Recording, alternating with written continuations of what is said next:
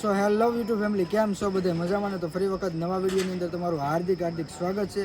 તો ફેમિલી, હાલ આપણે પહોંચી ગયા છીએ પાલીતાણા સગાપરાની ધાર, એટલે કે વિજયગીરી બાપુના આશ્રમની ત્યાં. તો અત્યારે હાલ પૂજ્ય મોરારી બાપુની સ્વમુખે જે રામકથાનું આયોજન કરવામાં આવ્યું છે સરસ મજાનું, તેની અંદર આપણે પહોંચી ગયા છીએ. હાલ અત્યારે છે ત્રીજો દિવસ, અને અત્યારે તમે મારી પાસે નિહાળી શકો છો કે સરસ મજાનું ધમધમતું રસોડું સવારમાં શરૂ થઈ ગયું છે. અને સરસ મજાની ભાવિ ભક્તો માટે સરસ મજાની સુંદર પ્રસાદી બનાવવામાં આવતી હોય છે. તો હાલ આપણે રસોડાની અંદર જઈને નિહાળશું કે આપણે રસોઈ અને પ્રસાદની અંદર શું શું છે. તો હાલ જઈએ આપણે રસોડાની અંદર. તો સરસ મજાનું ભાઈ અહીંથી રસોડું શરૂ થઈ જશે, અને આખો ડોમ છે ભાઈ જોરદાર, વિશાળમાં વિશાળ. અને બે સાઈડ ભાઈ રસોઈ બનાવવાનું ચાલુ છે, વચ્ચે કાસું સીધું પડ્યું છે, અને સરસ મજાના ચાવલ છે. અને સવારમાં ભાઈ જો આ સરસ મજાનું ભાઈ ભાતનું આંધણ મૂકી દીધેલું છે, અને એમાં જો ભાઈ ભાત પલાળેલા છે ગરમ પાણીમાં. આમાંથી સાફ કરીને પછી આમાં વરી દેવાના સરસ મજાના ભાઈ. અને સુલે પણ જો જળાડું નાખે ભાઈ, બહુ મોટી. અને આ ભાઈ પતરાની જે સોરસ છે ને જગ્યા, એની અંદર આખો ભરાઈ જાય એટલે ભાઈ ભાત બની જાય. હજી તો ભાઈ થોડીક વાર છે, પણ બની જાય ને તો તમને આગળ તમને બતાવીશું પાછા. અને આ એ ભાતનું રાંધણ છે.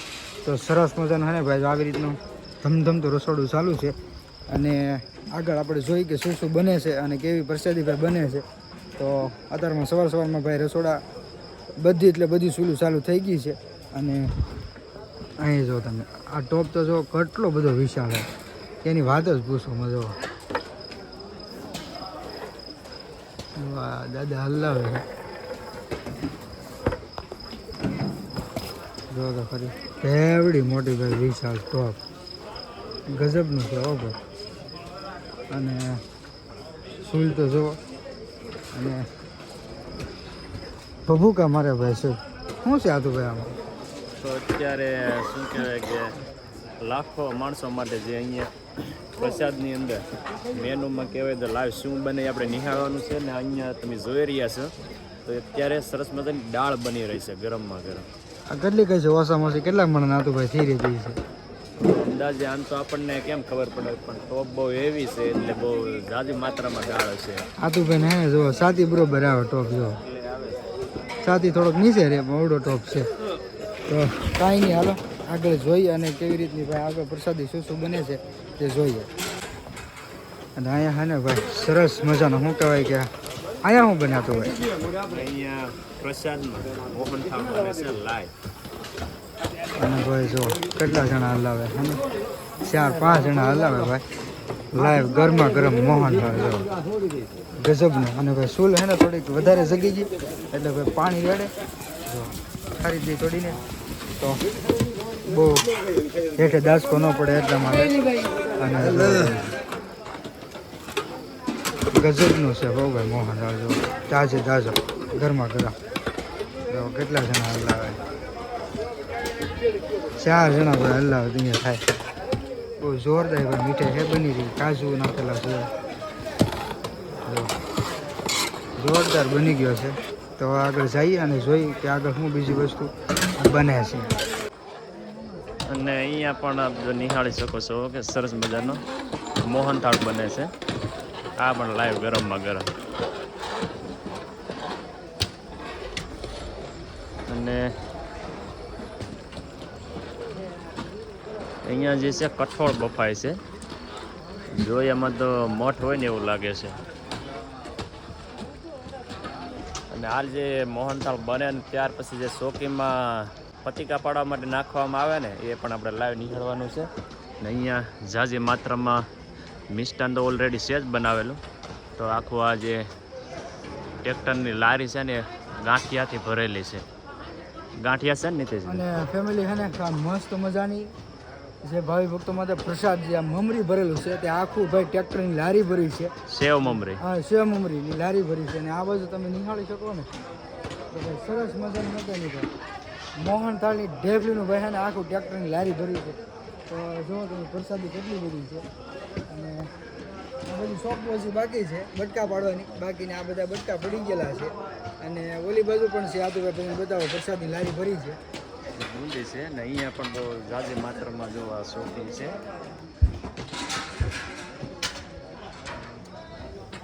ભાઈ જો આમાં છે ને ભાઈ આ મોહનથાળ બની ગયેલો છે કમ્પ્લેટ.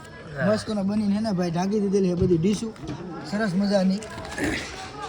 અહીંયા જાજી સંખ્યામાં શું કહેવાય કે આખી જે લારી ભરી છે આ છે બુંદી ભાવિ ભક્તો માટે. તો આ બધી અલગ અલગ મિષ્ટાન જે છે એ બનાવવામાં આવતી હોય છે. એ દરરોજનું મેનુ જે બે ટાઈમનું અથવા જે હોય તે અલગ અલગ અહીંયા ભક્તોને જમાડવામાં આવતું હોય છે. ને અહીંયા તમને અત્યારે બતાવું કે જે શાક અને દાળ માટેના જે ભરપૂર માત્રામાં જે મસાલા રાખવામાં આવેલા છે એ બતાવું. જો તો ભાઈ જો આમાં છે બધા તામલપત્ર જે હું કહું કે લાઈનમાં બધા મસાલા તોડી નાખી દેવામાં આવે કારણ કે બધા પેકેટ તોડવામાં વાર ન લાગે, ફટાફટ મસાલો આવી જાય. અને આ જીરાનું બાઉલ ભર્યું છે, આ તામલપત્ર છે અને આ છે ભાઈ જો રાય અને આને શું કહેવાય કાંઈક તજ, આ તજ છે ભાઈ, આ જીરું મસાલો છે દળેલો, જીરુંનો પાવડર છે, ભાઈ આ ચટણી છે, આ હળદર છે, આ સૂકી મેથી છે, આ પણ લાલ ચટણી છે અને ભાઈ વઘાર માટે જો સિંગદાણા છે, લાલ મરચું આખું છે. અને આ બધી થેલીઓ છે ને આ બધામાં જે મસાલો બધો છે જે જોતા પૂરતી બધો લીધેલો હોય છે બાઉલમાં અને બાકી જે બધો નીચે પડ્યો છે. અને આ બાજુ ઝીણો ઝીણો બધો ગરમ મસાલો છે અને આ બાજુ કાજુ કતરી છે. આ બધું ડ્રાયફ્રૂટ છે જે આપણે મિષ્ટાનની અંદર એડ કરવામાં આવતું હોય છે તે. તો ભાઈ સરસ મજાનો હે ને ભાઈ આ ડોંગની અંદર આસું સીધું એટલે કે બકાલામાં અત્યારે બટાટાની ગુણી છે ઓછામાંથી 400 થી 450 ઠેલા બટાકા છે. તો તમે મનાવી શકો છો વચ્ચોવચ થપ્પી મારેલી છે. તો 400 થી 450 ઠેલાની આ બટાકાની ભાઈ થપ્પી છે સરસ મજાની બટાકાની. અને હવે પછી અહીંયા શાક માટે જે લાઈવ બકાલો મોળવામાં આવે છે તો અહીંયા ઘણી બધી થોડીક માવડિયું છે, ભાઈઓ છે એ બધા અહીંયા બકાલો કટિંગ કરી રહ્યા છે. જો તો અત્યારે રીંગણાનું કટિંગ કામ શરૂ છે. અહીંયા જો આ માળી પણ બહુ વહેલી સવારથી કામ કરે છે.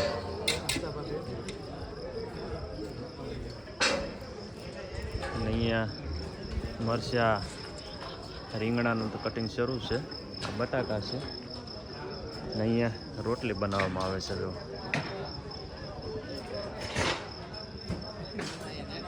તો સરસ મજાનું ભાઈઓ દ્વારા રોટલીનું કામકાજ શરૂ છે. જે બકાલા માટે ગાડી આવી ગઈ છે રક્ષા ભરાય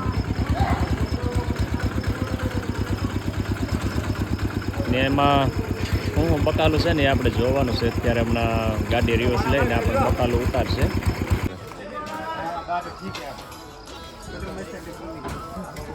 અહીંયા વણવાનું શરૂ છે.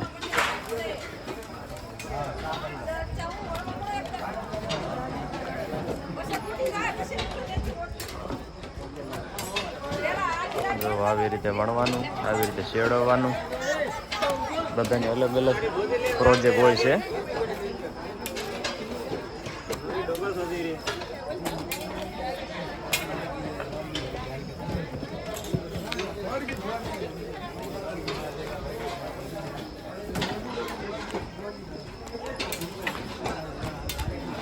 અહીંયા રોટલીને આવે છે ઘી અથવા તેલ ચોપડવામાં.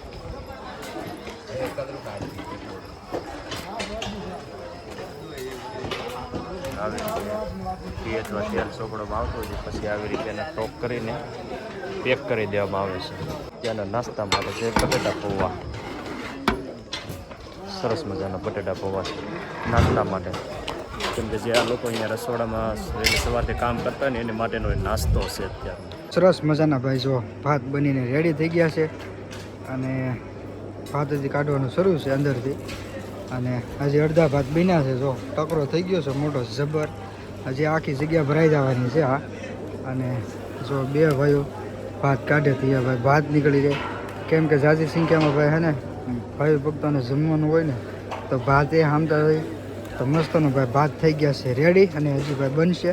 અત્યારે અહીંયા તમે જોઈ શકો છો કે લાઈવ બટેટાનું કટિંગ થઈ રહ્યું છે મશીન દ્વારા.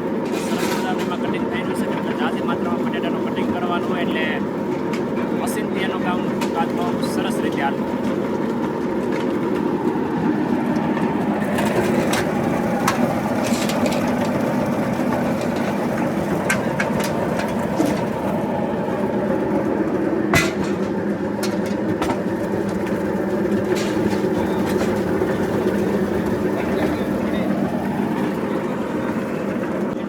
કેવા લાગે કોમેન્ટમાં જરૂર કહેજો. વિડીયો ગમે તો લાઈક કરજો, શેર કરજો અને ચેનલમાં નવા હોય તો ચેનલને સબસ્ક્રાઈબ કરજો. મળશું ફરીવાર એક નવા વિડીયો.